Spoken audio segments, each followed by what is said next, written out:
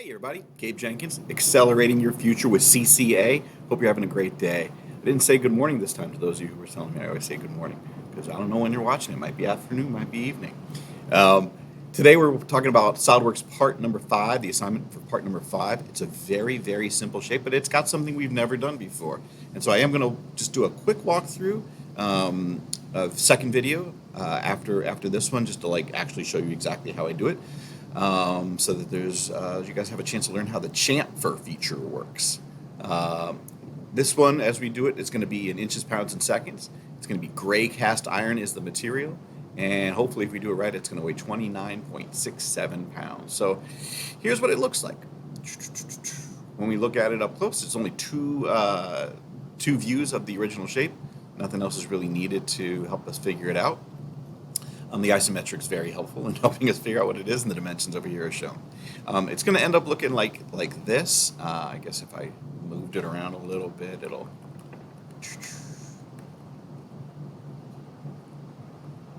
maybe something like that. You'll end up turning in something that looks a little bit like this. But let's make a new one. All right, inches, pounds, seconds, and gray cast iron. All right, new part. And so we're going to go to material, edit, don't want steel, iron, gray cast iron, okay? And I said we were going to do inches, pounds, and seconds, inches, pounds, and seconds. All right, so this whole thing takes 3 steps, right? So I'm going to do the first several of them really quick, first couple of them really quickly. I'm going to draw on the top plane, new sketch. I'm going to anchor my sketch on the origin because that's the way it makes the most sense and makes it easiest to like help fully define everything. I draw a rectangle. Actually, I guess I'm just doing this all in one video then. All right, cool. It's going to be 6 by 5. And I'm going to extrude it. Oh, nope, not going to revolve it. I'm going to extrude it. Hit the wrong button. I'm going to extrude it 4. Because that's what it shows on the dimensions. It's 6 by 5 by 4 is the basic block. Okay. All right. So there's our cast iron block. In the top corner here, I'm going to do a fillet corner. Now we haven't really spent a lot of time talking about fillets, but they're pretty. I don't know. They make a lot of sense. So I'm rotating my shape around so I can see the edge I want to fillet, which is going to be that edge right there. And again, I could have done it in my sketch and just done a sketch maybe and extruded it with the fillet kind of already built into the sketch. I didn't do that.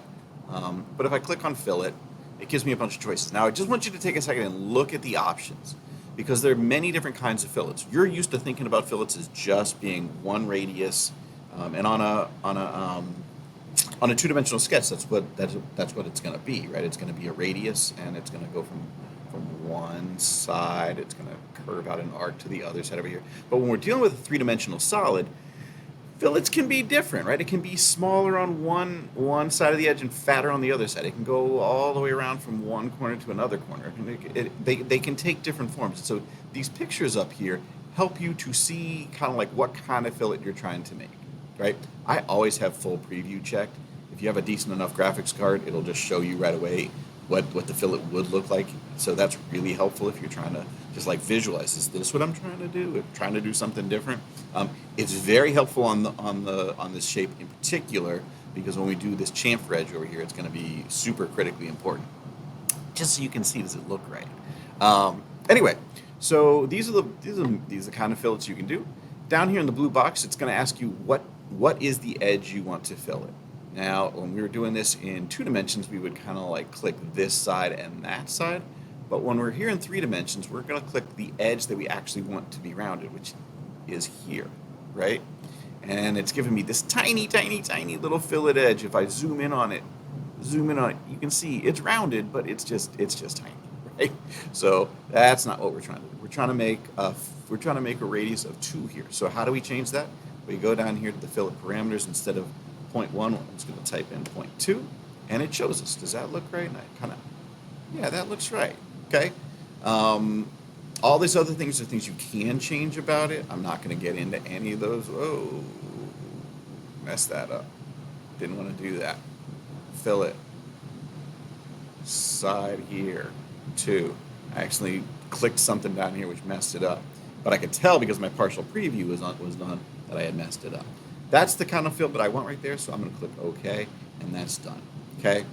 Now, we didn't spend as much time in the drafting class or in our two-dimensional AutoCAD class talking about chamfers, but a chamfer is a lot like a fillet. It's just at an angle instead of instead of rounded with a certain radius. It's at a specific angle. Like a 45-degree chamfer is a very common chamfer. So what we're looking at here is we need to, if that's our back corner where we filleted, I need to chamfer this up here. So I'm going to go to the chamfer tool, which is conveniently located right underneath the fillet tool. I'm going to click on chamfer. Now, these buttons show you what the different chamfers look like, right? A very common type of chamfer, just to show you what it looks like, would be like, say I wanted to chamfer this edge right here, right? And if I kind of show you what it looks like from the side, zoom in a little bit, this is 45 degrees down, 45 degrees. So this angle right here is 45 degrees. It's a very, very common chamfer angle and very common chamfer shape, to take an edge and just make it 45-degree cut off the corner, so it's not super sharp. It's just kind of at this angle. That's super, super, super common. And at this point, this is a symmetric chamfer, meaning it's the same distance. If I look at this corner right here, if I look at this corner here, the chamfer starts a certain distance over here, ends a certain distance over here, and those are equal. Now, if I wanted to change what any of these are, I could do so. Like I could, instead of, say I want to make it a 60 degree, you can see it changes the angle, right? That's fine, whatever. So you can play with it. Sometimes you want it to be just different, and if you play with these different options, it gives you a lot of different choices about how you want that chamfer to actually look, okay? Now, again, chamfering an edge like this is really common, and you can see it's edge. I picked the edge, I selected it, and it says edge right here. But say that's not the thing I want to chamfer. In this case, it's not. I'm going to delete that, and I'm just going to zoom out a little bit, right? Because in this case, what I really want to chamfer is this whole kind of corner, right? This whole corner is what I want to chamfer, right? I want to take some off of this side, some off this side, some off this side. So if I want to do that, if I want to make a cut that looks like that, I got to select this chamfer type. And now, it's asking me to select a vertex. Vertex is just a corner, right? So I'm going to select that vertex right there, and it's going to ask me the distance from that corner to the other sides is how far, right? So this is a little busy visually, but what it's trying to do is, I'll move this up here, maybe that'll make it, yeah, it's much easier to read. So it says the distance from the vertex to here is distance 1. The distance from the vertex over to down here is distance 2, and the distance from here over to here is 3. And it's up to us to use those distance 1, 2, and 3, and we can start to manipulate them, right? If I look at the shape, it's 3, it's always at the halfway point, right? So if this side was 6 inches long total, the corner of this chamfer is going to be 3 inches over. So it says 3. Now say I just change distance 1 to 1 instead, right? You can see it just pulls that distance closer to the vertex. Now it's only 1 inch away. I could make all of them 1, right? And now I have like a little evenly kind of like cornered off piece, right? That's not what this shape says, right? It's got 3 on the long end, on the distance 2 is the one that goes down, so that's going to be 2, and this one's going to be 2.5, right? And so now at this point, it's going to the, did I do that right? No, I did that wrong. 2.5. Okay. Now, if I look at it, my full preview shows me exactly what the cut would look like, and that looks right to me. And so I'm going to hit OK, and it cuts that piece off, right? And now we're done, right? So we're going to try to orient it. It's already more or less oriented in the same shape as right here, and that's it.